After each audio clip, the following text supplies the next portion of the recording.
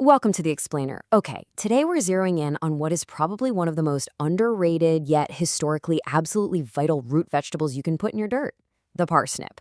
Whether you're a seasoned pro trying to dial in that winter harvest or you're just eager to grow something a little different this year, we're going to walk through everything you need to cultivate the ultimate perfectly sweet parsnip.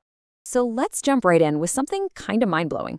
You probably think of frost as the absolute enemy of a vegetable garden, right?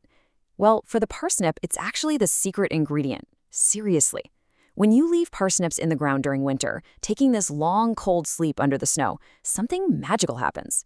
Those freezing temperatures trigger a biological response that literally converts the parsnip starches directly into sugars. It's like nature's own sweetening process. This winter hibernation makes them incredibly tender, unbelievably sweet, and way less earthy or bitter than if you just pulled them up in the fall. Looking at these creamy white, fibrous taproots, you might not realize just how rich their history really is. I mean, way back before the potato arrived from Peru in the 1800s, parsnips, along with carrots, were a massive food source in the Old World. And get this, they weren't just a basic starch, they were actually used as an essential sweetener. Yeah, in Old England, where grapes were hard to come by, parsnips were considered the absolute best crop for making wine. People actually claimed a good parsnip wine could rival Madeira. How crazy is that?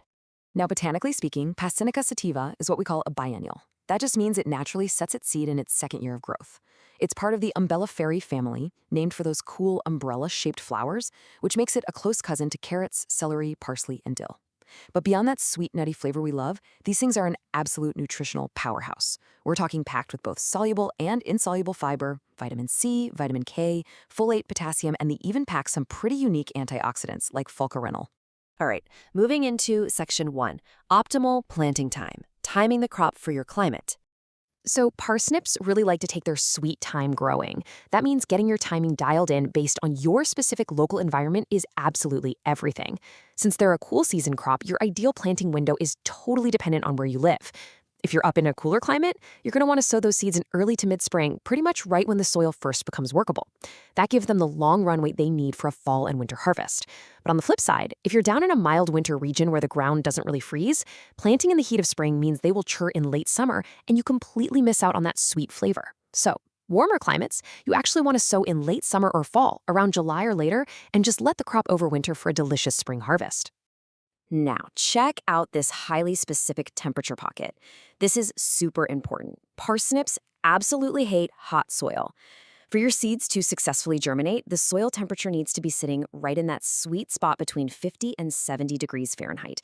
If you try pushing it and germinate these guys when the soil is baking above 80 degrees, your germination rates are going to absolutely plummet. Plus, high summer temperatures can actually stunt the roots and make them taste super bitter, not what we want.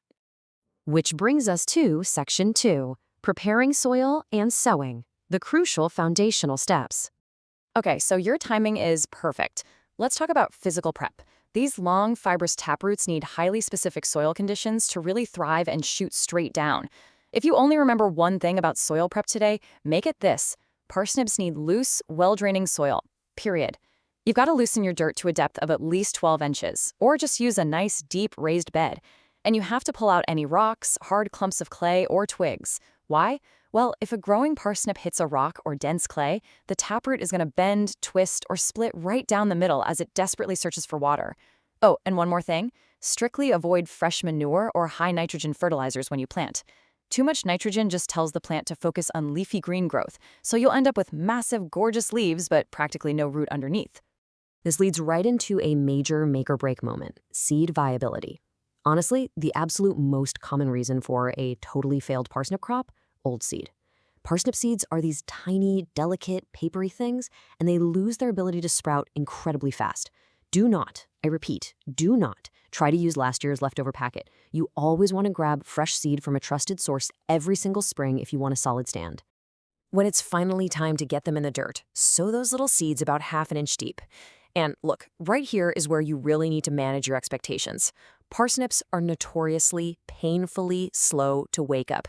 Even under totally perfect conditions, you're looking at a 14 to 21-day wait for germination.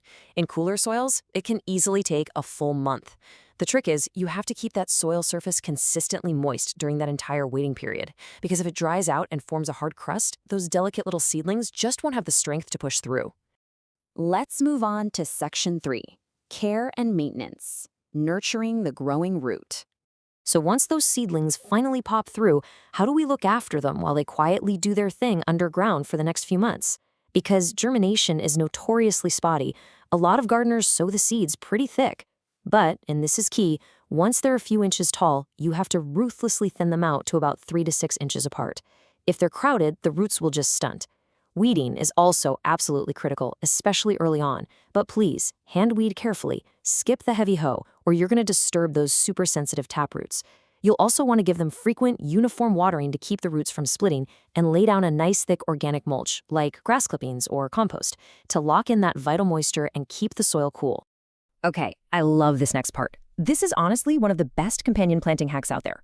Since parsnips take literally weeks to sprout, try dropping a fast-growing radish seed every foot or so in the exact same trench. Those speedy radishes will pop up in just a few days, and they actually do the heavy lifting of breaking up any hard soil crust, clearing a path for the parsnips. Plus, they act as living markers, so you know exactly where your rows are.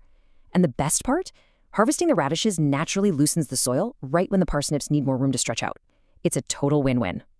Down the home stretch now, Section 4, the sweet winter harvest. Reaping the rewards of patience. After months of careful watering and weeding, we've finally hit the best part, the harvest. Growing parsnips is basically a master class in patience. From the day you sow to full maturity, you're looking at a 100 to 130-day journey. But wait, just because they've reached full size does not mean you should yank them out yet. Remember our hook from the very beginning?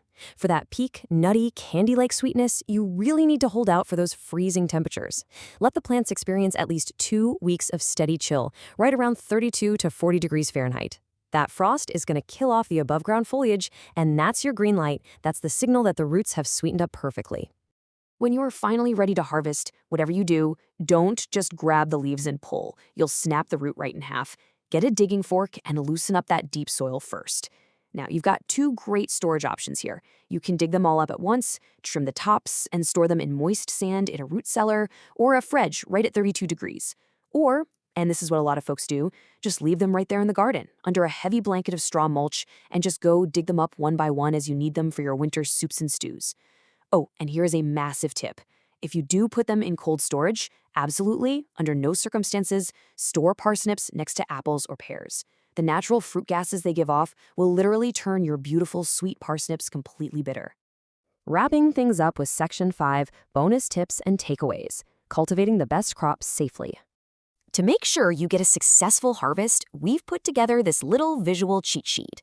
Keep these metrics locked in. You want cool soil for germination, a shallow half-inch seed depth using fresh seeds only, 3 to 6 inches of spacing so the roots don't get all mangled, plenty of patience for that 130-day wait, and a spot that gets at least 6 hours of full sun, though if you're in a really warm climate, they can handle a bit of afternoon shade.